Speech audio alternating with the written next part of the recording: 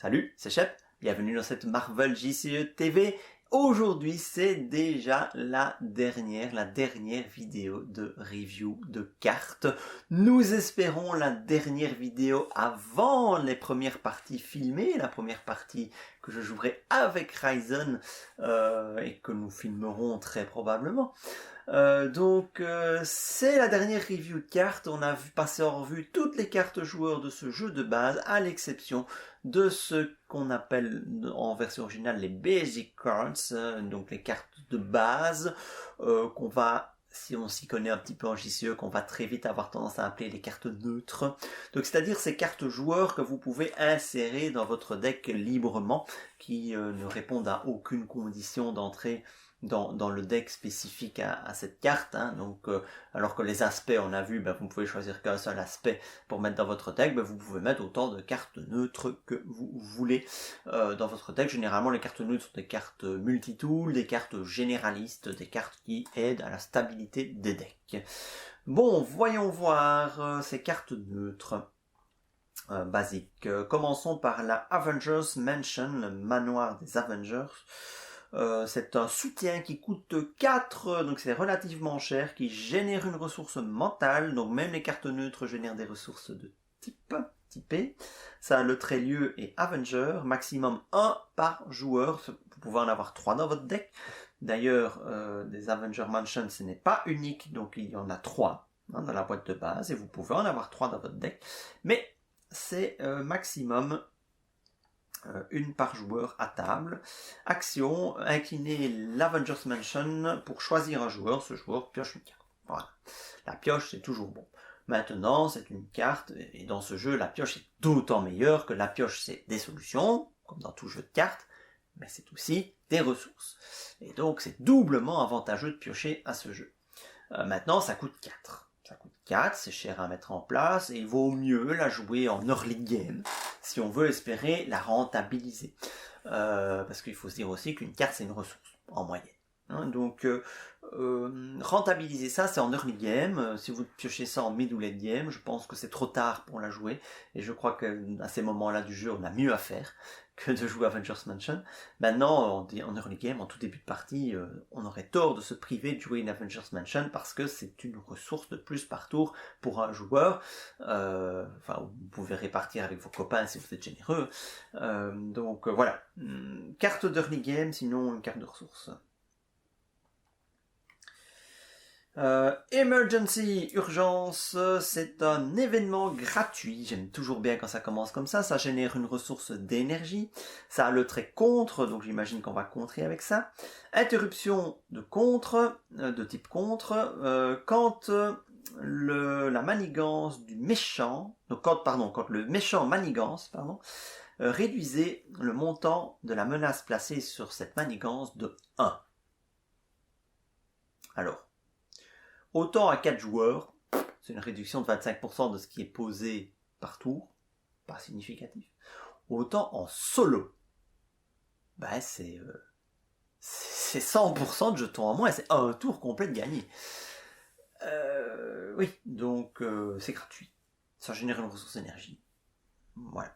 Captain Marvel, va adorer cette carte, je pense. Mais les autres aussi. C'est bien, c'est tout bénéfice. S'il y a de la place, c'est une carte qui peut rentrer parce que c'est gratuit, ça génère une ressource, ça enlève une menace. Voilà, s'il n'y a pas plus puissant à mettre, on aurait tort de se priver.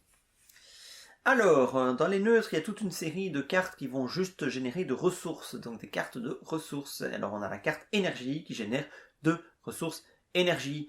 Donc, est-ce qu'on va systématiquement mettre toutes les ressources dans le jeu de base? Donc, dans le jeu de base, est-ce qu'on va s'amuser à compléter le deck? Il y a quelques slots à rajouter. Est-ce qu'on va s'amuser à mettre à chaque fois les cartes ressources? Oui et non, je ne sais pas. Je suis pas sûr. Je suis pas sûr que dans le jeu de base, on va systématiquement faire ça.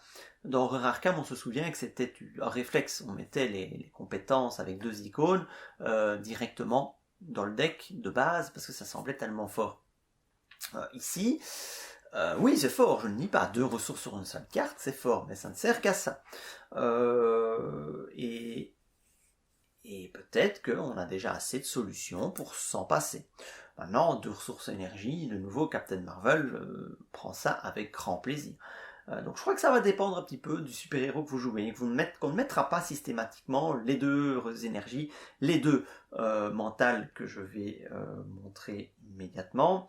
Ah ben non, elles ne sont pas dans le même ordre. Oui, c'est Genius, Génie, et l'autre c'est Strength, Force. À chaque fois c'est maximum 1 par deck. Donc il n'y en a qu'une seule dans la boîte de base.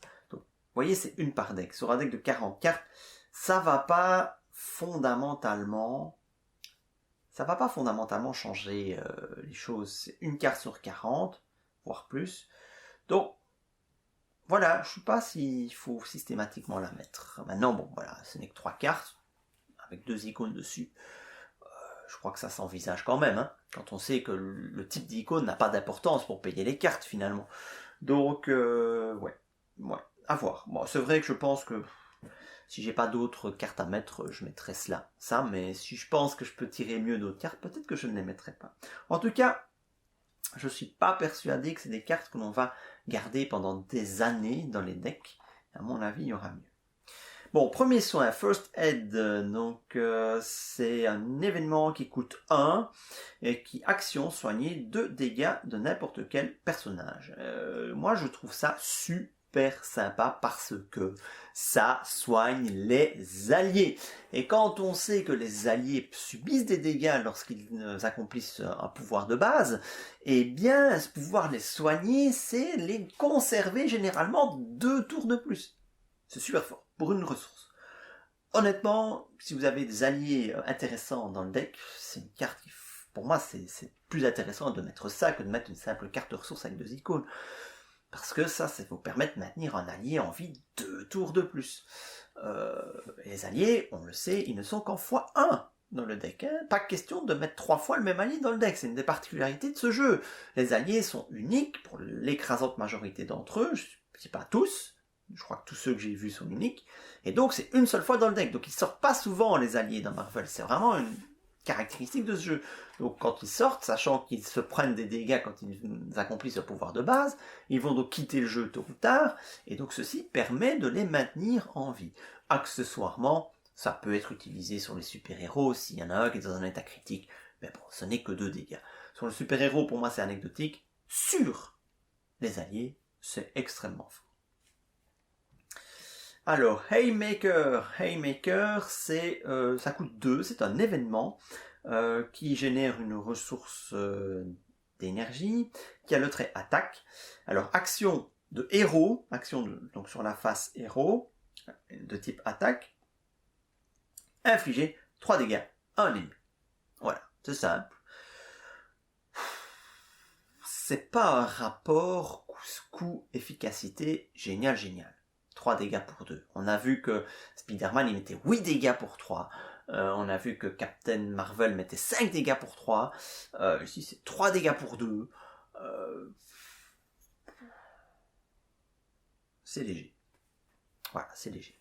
Maintenant, ça peut être un très bon complément pour les decks qui ne gèrent pas bien les dégâts, hein, qui n'affichent pas beaucoup de dégâts, pour les decks peu agressifs. Donc ça peut être un complément. Ça c'est 3 dégâts. 3 dégâts, ça permet de tuer ou de bien entamer beaucoup de minions aussi.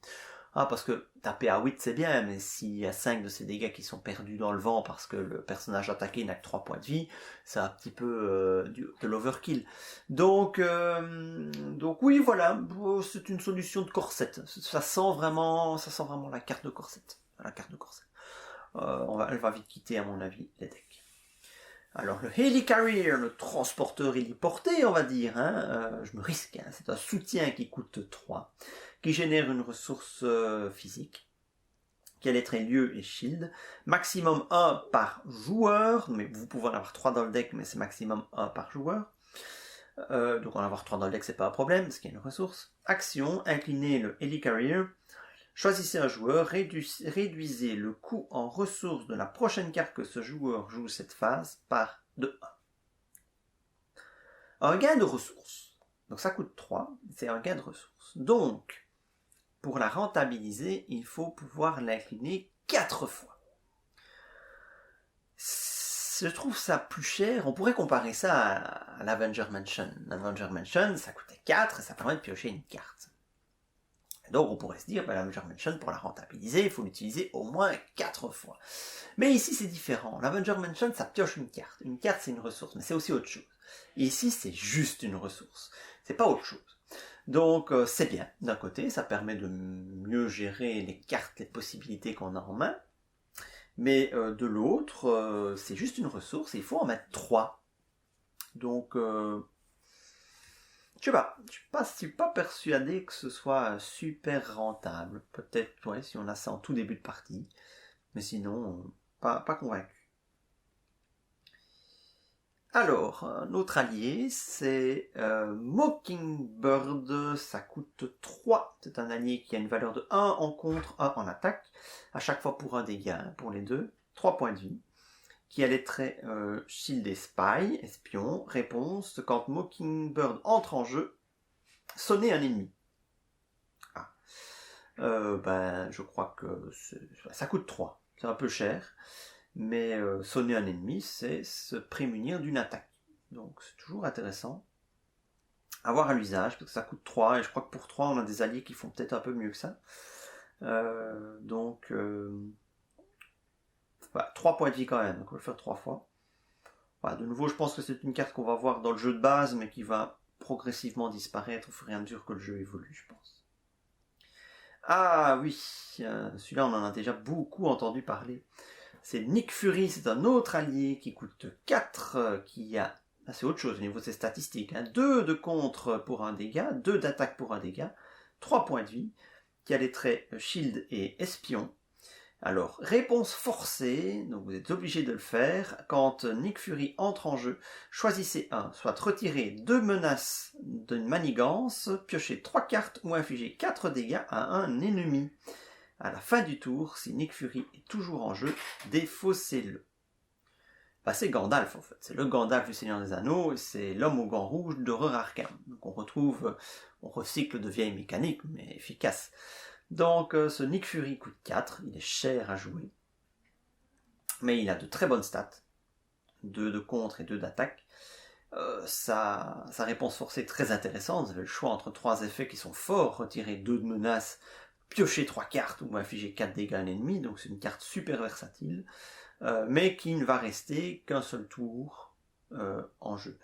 Il faut pouvoir payer les 4. Mais si on peut payer les 4, je crois que l'effet est super fort. Un super joker comme l'était Gandalf, moins fort que ne l'était Gandalf dans Seigneur des Anneaux, je pense, mais peut-être meilleur que l'homme au gant rouge à Arkham. Il génère aussi une ressource mentale au passage. Et alors, Ténacité, c'est une amélioration qui coûte 2, qui a le trait condition qui génère une ressource énergie, qui a une action héros, dépenser une ressource physique et défausser cette carte pour redresser votre héros.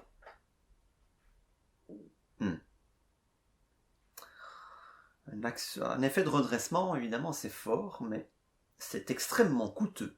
Il faut payer 2 pour la mettre en place, elle ne fait rien en tant que telle, et puis il faut dépenser une ressource en plus pour défausser la carte, donc elle ne sert qu'une fois, et redresser un héros. Donc en gros, c'est 3 ressources. 3 ressources pour redresser un héros. Je trouve ça un peu trop cher. Vraiment, je trouve ça un peu trop cher, donc à moins d'avoir un deck qui va jouer sur le nombre d'upgrades, sur le héros, etc., je ne suis pas du tout convaincu par l'efficacité de cette carte qui va être utilisée pour ses ressources ou qui va rester déjà dans le fond de la boîte parce que, on vous l'a dit, il n'y a pas besoin de jouer avec toutes les cartes, on peut déjà faire du deck building avec le jeu de base. Voilà, ceci clôture les cartes basiques, les cartes neutres, donc qui confirment bien ce qu'on attend des cartes neutres, donc des outils génériques qui font piocher, qui font gagner des ressources, qui redressent, qui soignent, donc des outils génériques avec des alliés aux caractéristiques un petit peu particulières et génériques également, le Nick Fury qui peut tout faire, le Mockingbird qui ne se distingue pas dans un domaine ou l'autre, bref, voilà, donc des cartes passe-partout pour compléter les decks. Je n'y ai pas vu vraiment d'incontournable absolu dans ces cartes neutres, et c'est pas plus mal. Comme ça on évite, un peu comme un Netrunner où on était... Au final on avait beaucoup de cartes neutres, un Netrunner dans ces decks. pour ceux qui ont joué à Netrunner. Dans Arkham, on a encore pas mal de cartes neutres qui ressortent. Ici, je suis pas sûr qu'on va en voir beaucoup ressortir très souvent. Alors, je suis aussi curieux de voir quelle sera la densité des cartes neutres dans les extensions. Donc, dans certains jeux, L5R par exemple, on a une très forte densité de cartes neutres dans le jeu dès le départ. Voilà, ceci termine la review de ces cartes neutres et donc de toutes les cartes de la boîte de base du jeu. Le jeu devrait sortir d'ici quelques jours, la date de publication de cette vidéo, s'il n'y a pas eu de retard. Et donc nous allons pouvoir bientôt tous y jouer. N'oubliez pas, si vous nous aimez toujours, de nous le faire savoir et de vous abonner si vous ne l'êtes pas encore. Allez, à bientôt, j'espère, pour une vidéo de partie cette fois-ci. Salut!